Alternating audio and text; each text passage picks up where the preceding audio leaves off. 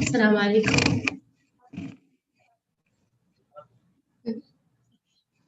بس بنجرب الصوت.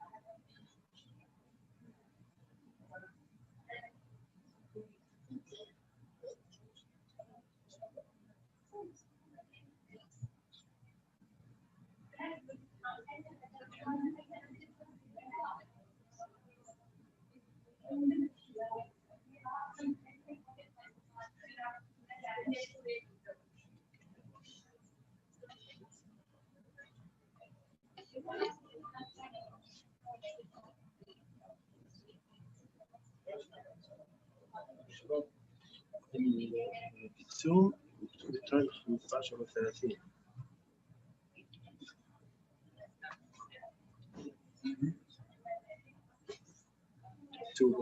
لما يكون عدد سبع يكون 15 و 30.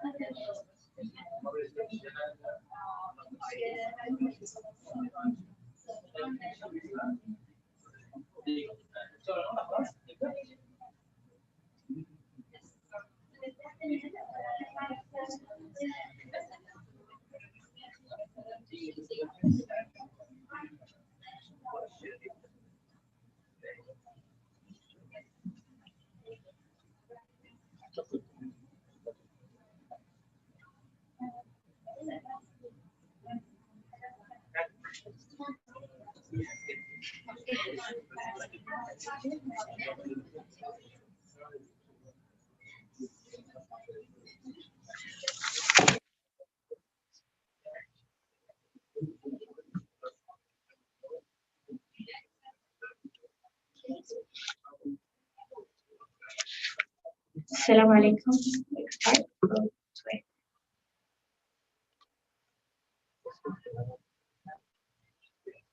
Okay.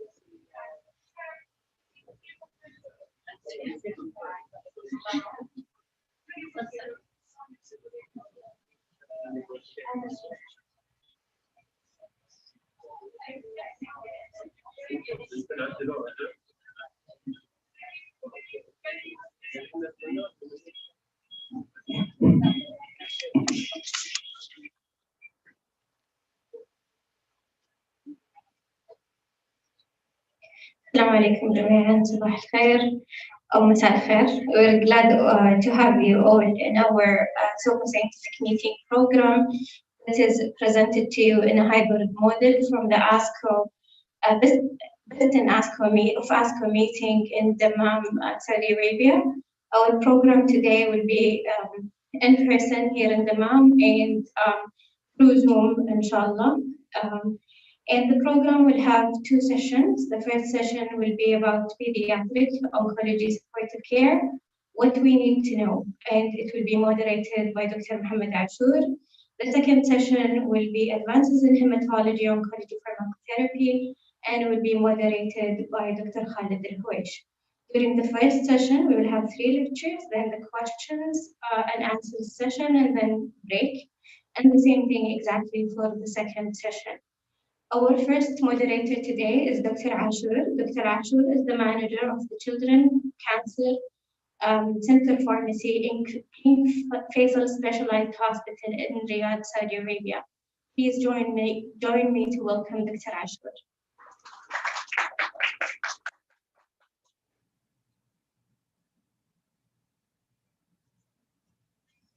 Assalamu alaikum. Thank you, Dr. Nora, for the introduction. Wassalamu alaikum wa rahmatullahi wa barakatuh. Alhamdulillah wa salatu wa salam ala Rasulillah. Good afternoon.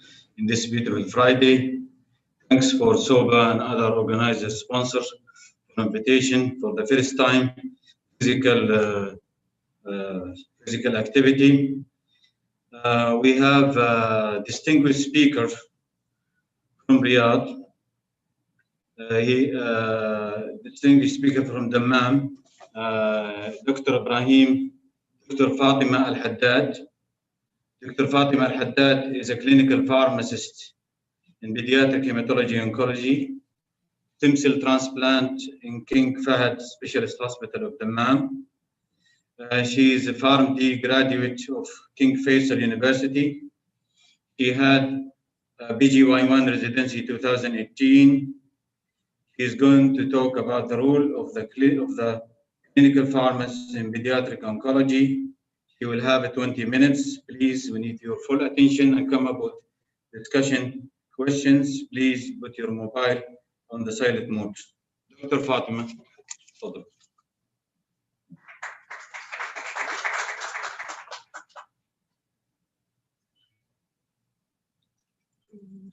First of all, I'd like to thank Dr. Mohammed for the introduction. And second, I would like to thank the audience for attending this session and for giving me the chance to speak today. Actually, preparing this presentation remind me of the first moment when I finished PGY1. I stepped into my manager's office, and he told me that I will be assigned to Pediatric Oncology service. I was frightened at that time.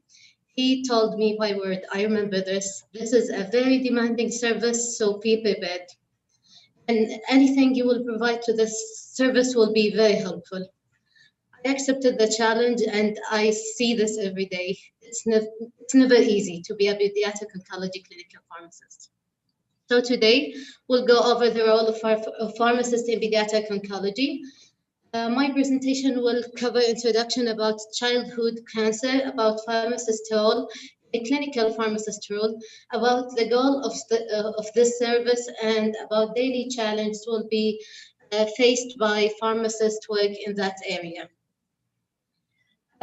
This slide will indicate that the pediatric cancer have a high survival rate in general, and this is indicated by an overall survival of 84.5% for overall disease and by 88.5% for acute lymphoblastic leukemia.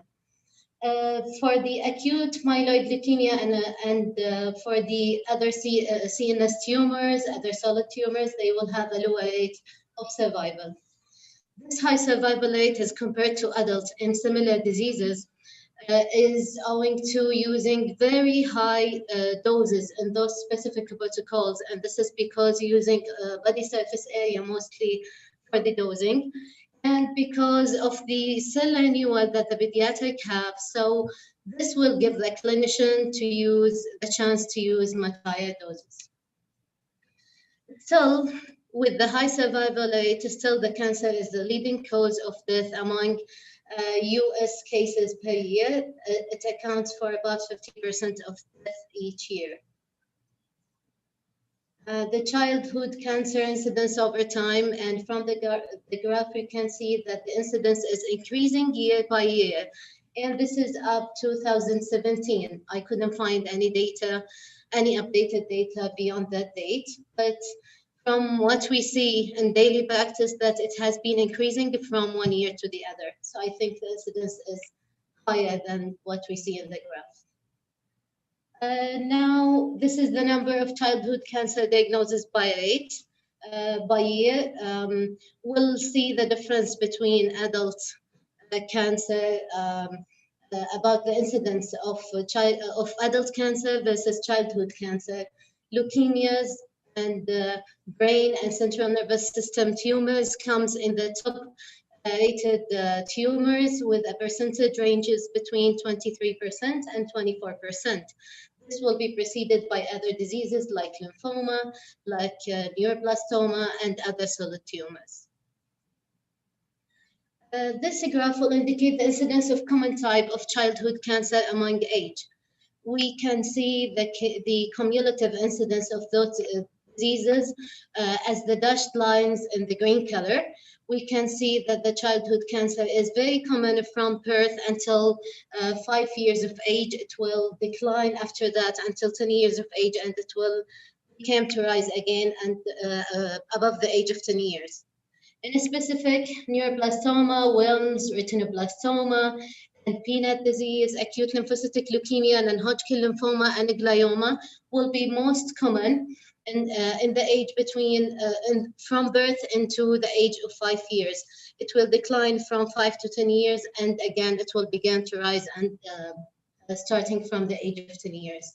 While for sarcomas, osteosarcomas, Ewing sarcoma, Hodgkin disease, testicular cancer, and ovarian cancer, it will start from beyond the age of 10 years. Actually, the chemotherapy in children has very sophisticated protocols with many multiple drugs.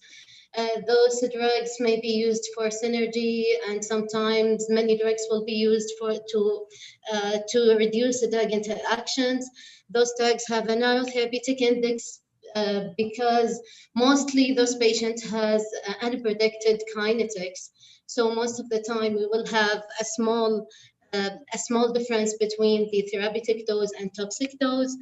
Many drug interactions exist in those patients, and you don't know the magnitude of those drug interactions in pediatric population in specific.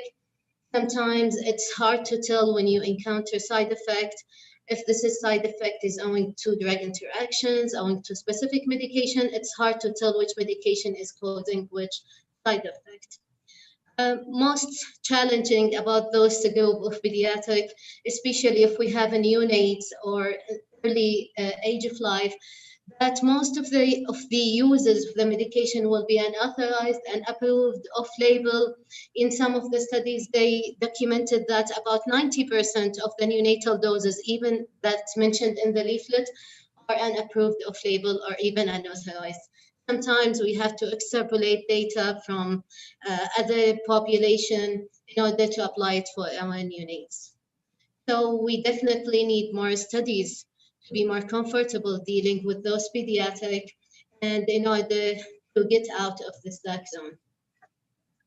So the pediatric oncology clinical pharmacist from graduation, from bachelor degree until the pediatric working in a pediatric oncology service has to pass through many things.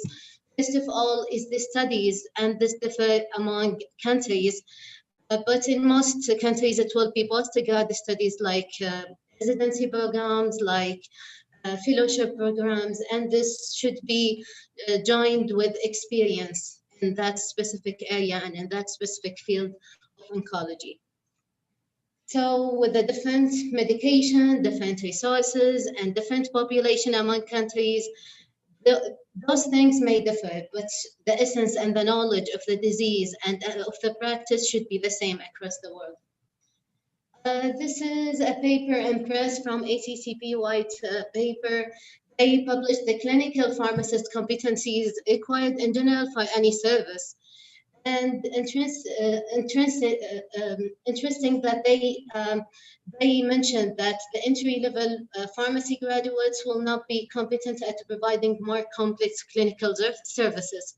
Although we cannot, we are not saying that they are less important in the team. That PGY1 will produce a pharmacist generalist that will be competent to provide the general clinical service. But when it comes to decision making and drug therapy selection, PGY2 is a requirement for this service, because those candidates will spend much time with pediatric patients, with oncology patients, and can answer any drug-related question, even with judgment, without literature information. But I have to mention that a key factor is essential to be mentioned here. Continual education and critical thinking is important and can raise the level any of those practitioners, as well as problem-solving skills. So the pharmacist in pediatric hemato-oncologic area will work in one of two areas, either in the management logistic, where they have to provide medication, to make medication available, search for alternative, and the professional staff who work directly with the service, like chemotherapy preparation area staff, and the clinical pharmacist. Actually, I have to mention that with the emerging practice of being patient-focused care rather than medication-focused care now with the clinical pharmacy, I have to say that both pharmaceutical care and the clinical pharmacy have to work all together in order to improve the service. So they are like a lock and a key. They cannot work without each other. For the pharmacist working on the service, every day is a challenge, because sometimes they will have the pharmacist in the chemo room. They will call until we need the maximum concentrated intrathecal preparation. Sometimes even for the clinical pharmacist, you will see the patient edematous, and you will have to make everything on the maximum concentration. Sometimes you will face interactions. Some of those interactions you will have to judge whether it's significant or not. New drugs will be added to the patient, and you will have to be clever at reviewing all the medications again and picking up drug interactions. Extemporaneous preparation are the most frequent needs in pediatric patients, because sometimes we will be challenged with a patient who will need a medication that we do not have a stability data for extemporaneous preparation, and we have to search the literature. Therapeutic drug monitoring is our daily job in the service. So for the pharmacist to work in that area, he should assume a basic or advanced pharmacology information. He should have a drug information. He has to know how to reach the drug information and how to use resources. So different resources are available for pediatric population, and we should know where to find each information. But also, he should have a knowledge about handling chemotherapy, administration of pharmacy particulate of chemotherapy, and a special requirement for drug administration. So, simple question, as simple as that, like stopped me when I started my service. I had a patient who will be converted from ganciclovir 5 mg per kg Q12 to valganciclovir. It seems a very simple question, but when I started to look, many ideas were there, and even our ID team wanted a different modality of dosing that I couldn't find in any reference. I consulted our infectious disease clinical pharmacist, and he told me that this is an acceptable dosing modality. We have the equation to calculate, or we have to convert the 5 into 15 mg per kg Q12, or we can use 900 milligram per body surface area. And this was like a sort of a simple question that needed much of effort to be answered. Again, I had a patient on sorafenib 80 milligram, and this sorafenib was prepared in our chemo lab. But then they wanted to discharge the patient, and we have to educate the patient on how to prepare. So he will have to handle chemotherapy preparation at home, and we will have to have a simple preparation for the patient to do it. Okay. So the clinical pharmacist in pediatric oncology service has to have deeper involvement provided by a specialized pharmacist. He should do medication reconciliation. Intervention will be done on daily basis, just at the bedside with the team, with the physician. He should evaluate actual or potential drug problems, interacting with the patient families, and he should provide education regarding chemotherapy and supportive care. So observing and reporting possible intercurrences after prescription and administration, and he should monitor drug therapy in the institution. He should even monitor the use of the medication. In order to do that, he should acquire knowledge of oncology, of pediatric, hematology, stem cell transplant, and in pediatric population. And he should know how to deal with the drug interactions, because in some of the drug interactions, you cannot avoid them. You should know how to deal with it. You should also know about pediatric oncology protocols. These are very sophisticated protocols. I can't tell, until today, I couldn't make the difference between the protocols yet. You should also have a communication skills, because it's not easy to communicate a team, especially if you are new to the team, new to the service. And also communication skills are essential dealing with our patients, especially teenage population. So ultimate goals of a clinical pharmacy are to ensure safe medication use, possibility of individual doses of chemotherapy, and this will depend on kinetic. We have to use our estimation in order to estimate how long, for example, how long is sufficient to prevent such an interaction between two essential medications, enhance efficiency in medication distribution among hospitals. For example, if we have a shortage of medication, we have to be wise utilizing the remaining stock of that medication. We should facilitate the continuity of care across the inpatient and outpatient setting. Also, we have to participate in research, including chemotherapy in children. We have to highlight the departmental need of medication use evaluation and policy development. Also, we have to have tricks in cost-saving modalities, like using alternative with similar outcomes, like doing some effort in sharing vials. Those are some of the tricks for cost saving. We should understand the changes in pharmacokinetic and pharmacodynamic, dose calculation based on body weight or body surface area. We have to know dosing, some idea about dosing for a obese patient. And in this, we should have an idea about the pharmacokinetic and pharmacodynamic of medication that make us alert about making modification for those obese patients. The frequent modification of commercially available dosage form, as we said earlier, we will have to prepare some medication, some dosage form from the other, the suitability of drug form for administration to young patient, and we have to assess the compliance by the patient. If there is non-compliance, non-adherence, we have to assess the reasons, providing medication education for children and their caregivers. 2 minutes, please. Okay, sure. So the pharmacist will work in the chemo preparation area, will work with prescription protocol and treatment. The clinical pharmacist will work the same and will have the other eye on the patient. So they will work all together. So this is one of the cases that we had patients on chemo that contains vancomycin and have been diagnosed with Aspergillus infection, requires voriconazole treatment. So this kind of drug interaction is very common in our immune suppressed patients. I think we don't have time to discuss this case.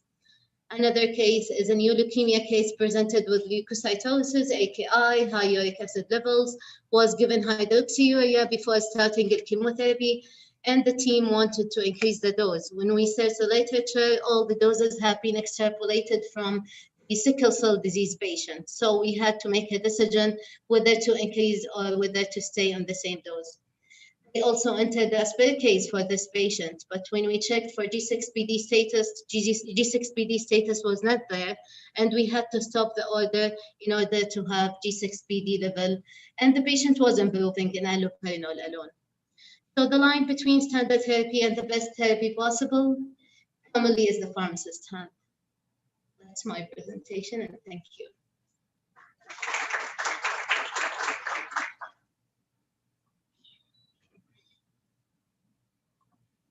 Thank you. Thank you, Dr. Fatima. The discussion will be at the end of the first session. Our second distinguished speaker from Riyadh, Dr. Sameh Awad. Dr. Sameh is a graduate of the New Mexico College of Pharmacy and Health Sciences in 2001. He is board certified in nutrition and parenteral therapy. He is a clinical pharmacist in King Fahd Medical City in Riyadh, in TBN and Pediatric Hematology Oncology. He is as well in charge of the IV TBN section. He's going to talk to us about the tumor lysis syndrome in pediatrics for 20 minutes. Dr. Sameh, تفضل.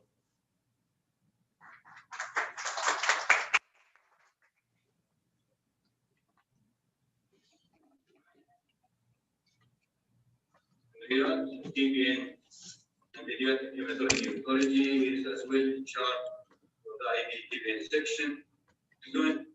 That's not me.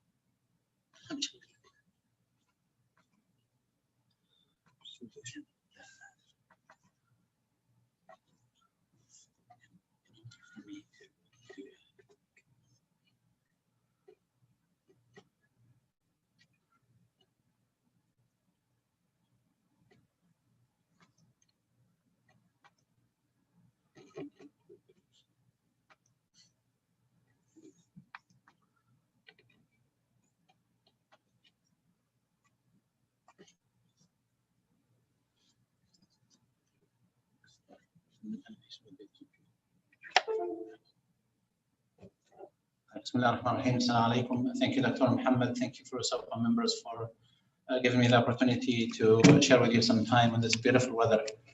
Thank you for the audience online, and most importantly, you guys for taking some time out of this beautiful weather and being stuck here with me for the next 20 minutes. So my role today will be just to talk about briefly about tumor lysis syndrome and a brief timeline management of how we can go with it. As far as disclosures, I don't have any disclosures about any products I will be talking about. So what we will be discussing is basically defining tumor lysis syndrome. We'll go through the pathophysiology, which is I think fairly simple to go through. And we'll also talk about risk factors and patient stratification into which patients you should really be concentrating on, and discuss how we can prevent and manage tumor lysis syndrome. My focus obviously is mainly in pediatrics. The tumor lysis syndrome obviously is an oncological emergency. It's an oncological and metabolic emergency that's usually caused by the abnormalities that are caused by the chemo or the treatment that we give to lyse the cell. So lysing the cell is actually a good thing. So lysing or tumor lysing it may have a negative connotation when we say tumor lysis syndrome, but it's a good thing that the cells are actually lysing. So this is something that we actually want, and that means that the disease is responding to the therapy that we're given, regardless of what kind of therapy we're given, being it chemo or targeted therapy or radiation, radiation or monotherapy.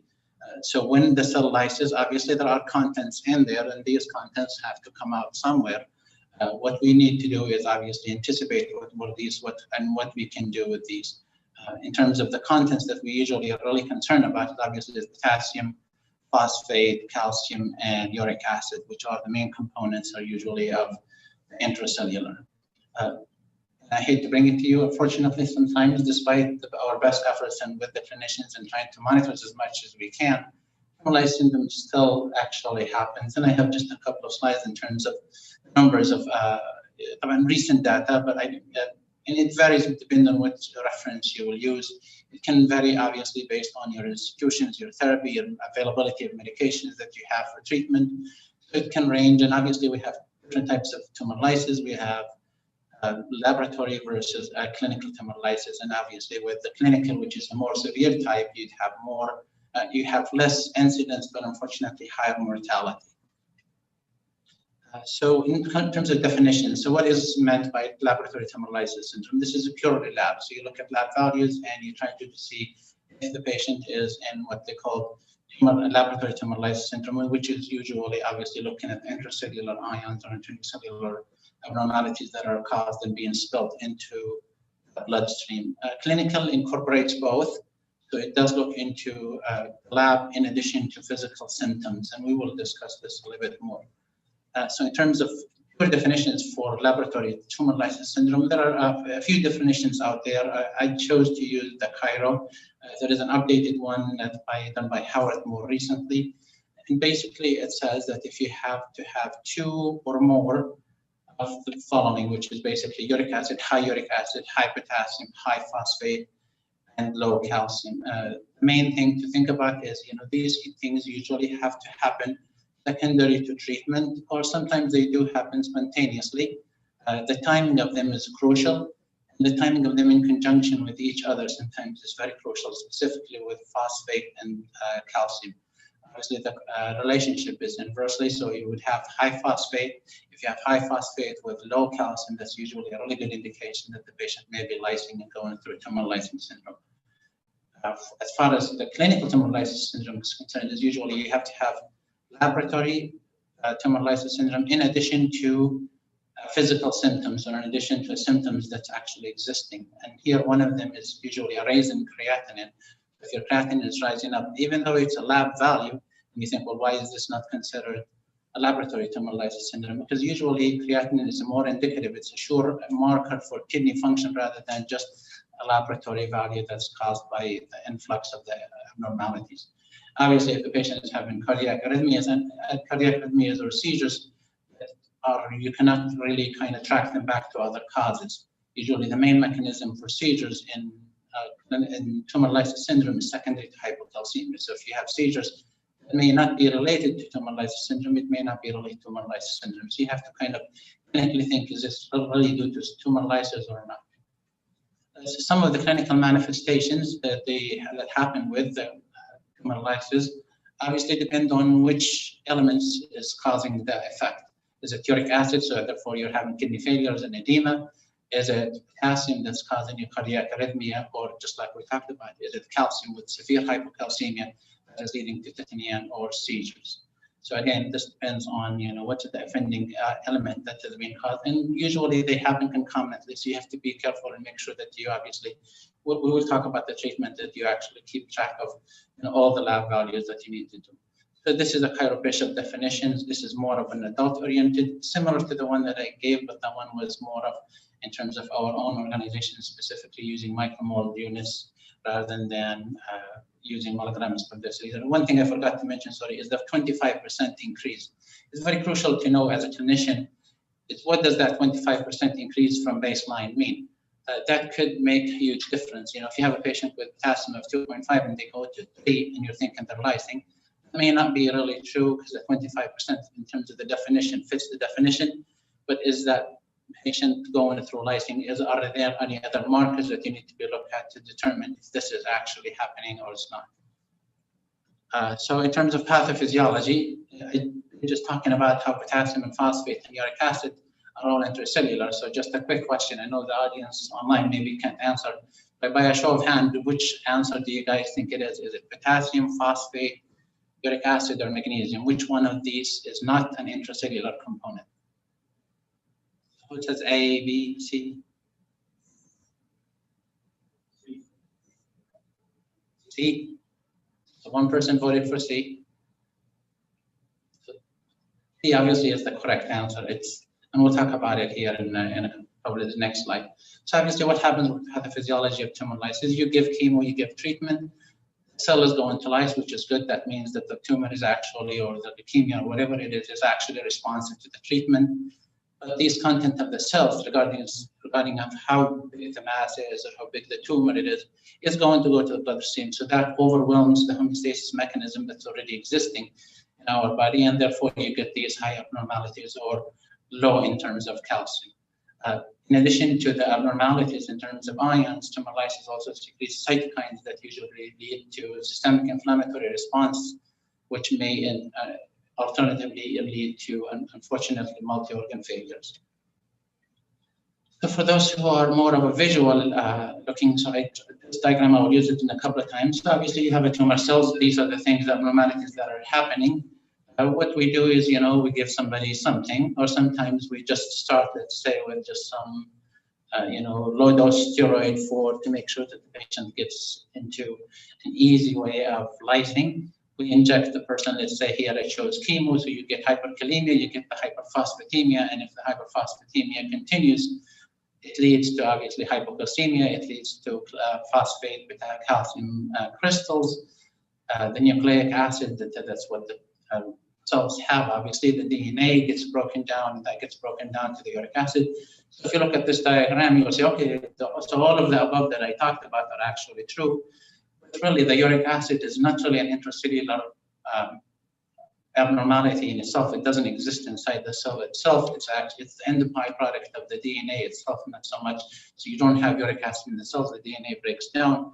And once it breaks down, it leads to the uric acid accumulation, which may lead to failure. So what are the different risk factors that we look into when we're trying to determine which patients or what kind of things we need to be looked at in terms of who are those patients that we need to be aware of? There are different types. You have patient-specific factors, obviously the type of cancer or the type of tumor that exists, and you may have some associated factors that are usually happening with, my colleague here just talked about different types of treatment.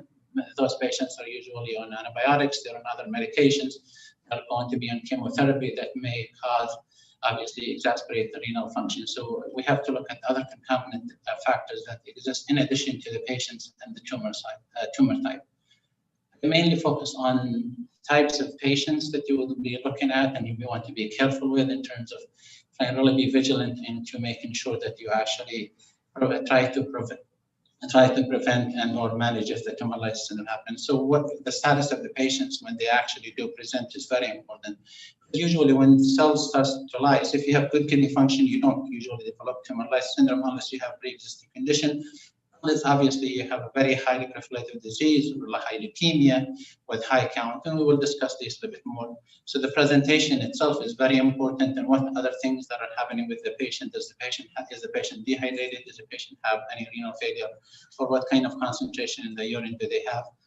Children, age is also can be a risk factors in itself, because most patients that we deal with, obviously pediatrics, yes, we do deal with young and other adolescents. But the number one most common type of cancer in children is leukemia, and therefore that by itself puts them usually at a higher risk. In terms of the tumor characteristics itself, obviously the tumor type, the tumor burden, and the tumor sensitivity to chemo can make a huge difference. We do know that obviously lymphoblastic leukemia, T-cell leukemia, Burkitt's lymphoma obviously do have involvement in the blood. And therefore, if you do, let's say, an apheresis, this is a sample apheresis, sample of leukapheresis of a patient with acute lymphoblastic leukemia, let's say they have 80 or 90% blast. You can imagine how much, phosphate and how much cells this patient is going to have and how you're going to get rid of this and how they're going to lysis going to affect it. So when we talk about risk factors, it's obviously going to affect the patient's criteria for tumor lysis. Here we talk about the different types and the risk factors, and they are being divided into 3 different groups: high, intermediate, and low. Obviously, non-Hodgkin's DLB that is usually considered high risk for tumor lysis syndrome. So you want to make sure that you implement preventative measures. DLBCL is on the intermediate side versus indolent is usually low. With ALL is usually count dependent. Above 100 is considered high, where usually below is either intermediate or low. And again, that also depends on the presentation of the patient. With AML, it's usually 50,000 and above WBC count. CLL is usually intermediate to low, and other malignancies are usually based on the size and, or obviously, how involved or how proliferative and how much blood supply is getting to those tumors to make sure that you can actually adjust them. Focusing on leukemia, since we focus in children, obviously with Burkitt's, it's usually always high, almost always high. With acute lymphoblastic leukemia, again, it's count dependent. I just put this more for a visual for people who would like to see a visual. In WBC, if it's high in AML, then that's considered high risk as well. In terms of grading, there are a couple of references out there for what type of grading you can use. At our institution, we try. This is very important to make sure that the physicians follow with you in terms of how you're going to grade tumor lysis. And we use the common terminology criteria for the adverse event. This is actually the most recent version, 5.0. The one before was the 4. And here it has basically, if you have grade 3 or above, then obviously it is very crucial to make sure that you do implement appropriate preventative and management for the TLS. So when it comes to management, there are obviously key factors that you need to be careful and need to be aware of. Is again, some of them are kind of counterintuitive in terms of what you should be doing, but these are crucial in terms of making sure that you monitor the levels before you monitor while you're giving the therapy, and once you initiate the therapy, you need to make sure you follow through. So the stages of therapy usually start by fluid and hydration, alkalinization of urine, which is actually controversial, and I will talk about, and then obviously the treatment or the prophylaxis in terms of intermediate risk. And the last one we will discuss is respiratory. So this is the ASCO guideline for what you can do depending on the risk factor. So if the patient is on low risk, usually the management is mainly hydrations and monitoring basically the same electrolytes and the same response, and obviously the patient's clinical status.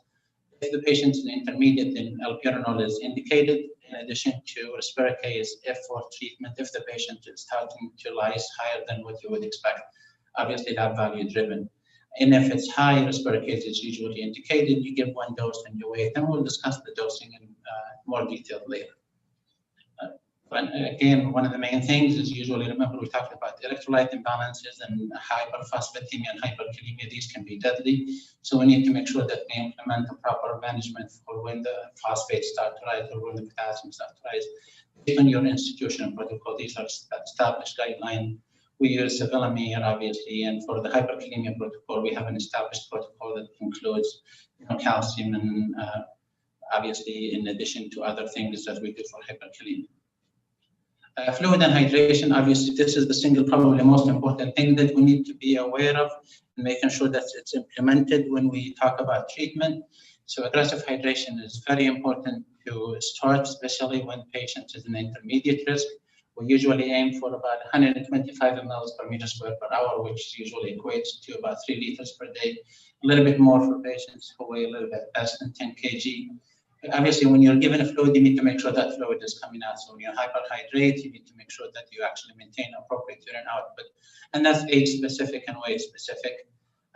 Keep in mind, in many of our older tests, we usually will include diuretics to make sure that the urine output is maintained appropriately. So why? And we talk about, I talked about alkalinizing the urine, and we say we should alkalinize. Maybe we should, maybe we shouldn't. What do you guys think? Should we alkalinize, or why do we even alkalinize? To improve the blood flow? Is it to stabilize the myocardium in the heart, or is it to make uric acid more soluble, or is it to really shift the potassium into the cell? What do you guys think? All of them seem true, right? They're all true. Obviously, alkalinizing urine is very important, and it does, it does protect the myocardium, but that's usually temporarily. We don't usually give bicarb to protect the heart. We usually give calcium if we need to. So the correct answer technically is really C, because it does make the uric acid more soluble, so therefore you excrete it. Now the downside to it is, unfortunately, is if you do make the uric acid more soluble, you do make the calcium and the phosphate crystals, so you become more, it becomes more of a crystallization, and you induce renal failure by that. So recently, and not many people we hardly ever use bicarbs to alkalinize the urine specifically for this reason. So albuminol, you guys are all familiar with albuminol, I'm sure. So we do consider it for prophylaxis. It's a xanthine oxidase inhibitor, so it inhibits xanthine into becoming xanthine, or xanthine into uric acid, so therefore preventing the crystal formation. It's mainly used, obviously, as preventative. If we do use Respericase, we'll talk about it again, and we make sure that it's obviously usually stopped prior to using Respericase. In terms of dosing, there are different dosage methodologies, but I will finish. 2 minutes. Okay. Different dosage methodologies exist. There is either milligrams per kg or milligrams per meter square. We traditionally use the 10 milligrams per kg per day and divide it into 3 doses. Obviously, if it's not available, if the patient cannot tolerate, then you can give IV. If the patient, when to use Respericase is obviously important, so I thought I talked about initially. So I will talk about Respericase, so make sure that I get that in time. So what Respericase does, obviously, is the uric oxidase. It actually takes the uric acid that's been already formed and gets rid of it. So that's why usually you don't want to use albuminol, because albuminol prohibits the formation of uric acid. But if you're going to get rid of it, then there is no need for you to actually prevent it from accumulating to begin with. I highlighted the half-life here as an important aspect of your Respericase, mainly because there is obviously controversies on, I don't want to say controversy, there is, the initial dosing, the manufactured dosing, and FDA dosing calls for daily dosing, where other studies have established otherwise with single dosing and also even lower dosing. So I will highlight here basically the pediatric dosing that the FDA uses. There is very good data on even lower dosing, as low as 0.05. Most institutions usually use 0.15. The duration is also important. Here I highlighted one of the studies that looked at lower dosing, and basically they showed that there was no significant differences between the incidence when you use 0.1 milligram versus the 0.15 or 0.2 milligrams that was indicated by the FDA and the manufacturer. Another study looked at how many doses a person needs to make sure that they have good control for their TLS. And here, if you can see that 96% of the patients received 1 dose with excellent response, even for treatment. So if you look at the response rate for treatment, it was almost 99% with receiving 1 dose. Only a couple of patients had to go for multiple dosing, which highlights the efficacy of this medications, and the half-life is extending it beyond usually 2 to 3 days. We usually do 1 dose, or we try to do at least 1 dose and do the level, obviously, of subsequent dosing, and make sure that we monitor the electrolyte levels. If we need to repeat, usually we put a parameter, so if the uric acid is say about 400 or 450, we will give a second dose. So this is again, if you look at basically what happens with our tumor cell. So we need to make sure that we obviously we look at hyperkalemia protocol, we do calcium gluconate for hypocalcemia, we do Respericase to get rid of the uric acid, we do albuminol. This is kind of sums it all up. in terms of the pH and how that impacts. So allantoin is actually what rasparicase does mix uric acid into allantoin, so it makes it more soluble. You can get rid of it. Less soluble at different pHs, so it doesn't make a difference in terms of your alkalize or not alkalizing. And obviously, some of the monitoring parameters are most important. I want to highlight, sorry, due to the time, is obviously making sure that when you do send labs, obviously you should be doing that anyway post starting the chemotherapy and starting the rasparicase. That the tubing that has to be sent to the lab has to be pre-chilled with ice on it. Cost effectiveness also, obviously, there are studies that have showed similar efficacy with one dose versus a flat dose of it as well. And thank you so much. And I could have ended with, obviously, without putting our colleagues in Jeddah for the great work with the rasparicase and showing that it's effective with just a flat fixing dose rather than having to do day dosing or higher doses. Thank you so much.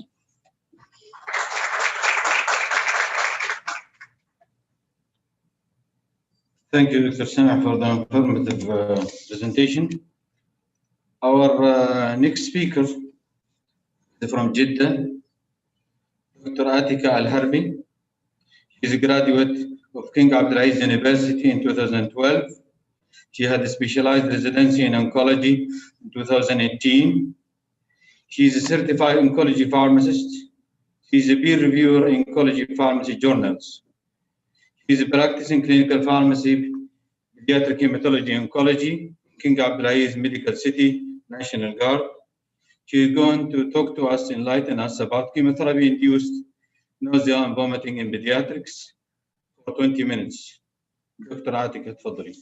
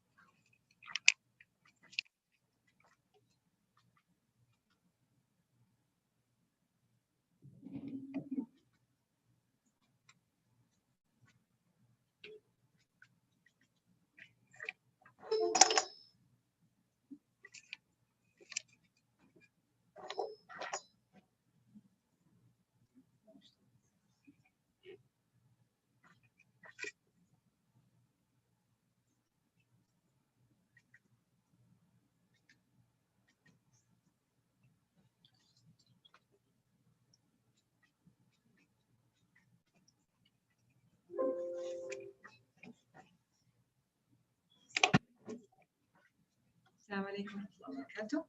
Good afternoon, everyone. صوت كويس? Thank you, Dr. Ashur, for the nice introduction. And I would like to thank the SOPA for the kind invitations. In the next 20 minutes, I will talk about the update on management of chemotherapy-induced nausea and vomiting focused on pediatrics. So I have nothing to disclose. My objective of my talk today is to evaluate the management of chemotherapy-induced nausea and vomiting based on pediatric oncology group.